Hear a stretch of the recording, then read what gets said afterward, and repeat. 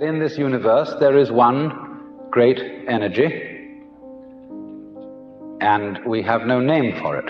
People have tried various names for it, like God, like Brahman, like Tao. But in the West, the word God has got so many funny associations attached to it that most of us are bored with it. When people say God the Father Almighty, most people feel funny inside. But according to Buddhist philosophy, all this universe is one tatata. That means 10,000 functions or 10,000 things, one suchness. And we're all one suchness. And that means that suchness comes and goes like everything else, because this whole world is an on and off system. As the Chinese say, it's the yang and the yin. And therefore it consists of now you see it, now you don't, here you are, here you aren't, here you aren't. Because that's the very nature of energy, to be like waves, and waves have crests and troughs. Only we, being under a certain kind of sleepiness or illusion, imagine that the trough is going to overcome the wave or the crest. The yin, the dark principle, is going to overcome the yang, or the light principle, and that off is finally going to triumph over on. And we, shall I say, bug ourselves by indulging in that illusion. Gee, supposing darkness did win out, wouldn't that be terrible? And so we're constantly trembling and thinking that it may, because after all, isn't it odd that anything exists? It's most peculiar. It requires effort, it requires energy, and it would be so much easier for there to have been nothing at all.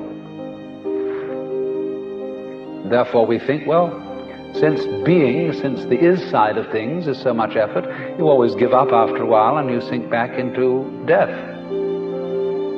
But death is just the other face of energy, and it's the rest, the not being anything around, that produces something around, just in the same way that you can't have solid without space, or space without solid. When you wake up to this and realize that the more it changes, the more it's the same thing, as the French say, that you are really a playing of this one energy, and there is nothing else but that it is you, but that for you to be always you would be an insufferable bore. And therefore it is arranged that you stop being you after a while and then come back as someone else altogether. And so when you find that out, you become full of energy and delight. And you suddenly see through the whole sham of things. You realize you're that. We won't put a name on it. You're that. And you can't be anything else. So you are relieved of fundamental terror.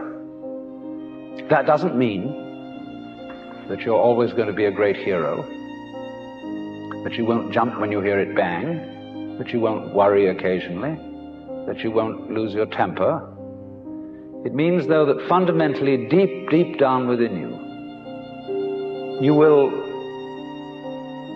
be able to be human in the pains, difficulties, and struggles that naturally go with human existence.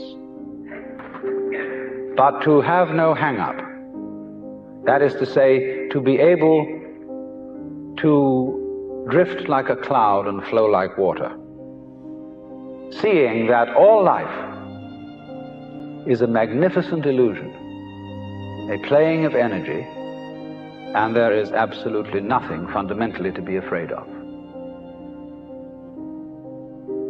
Fundamentally. You will be afraid on the surface. You will be afraid of putting your hand in the fire. You will be afraid of getting sick. But you will not be afraid of fear. Fear will pass over your mind like a black cloud will be reflected in the mirror.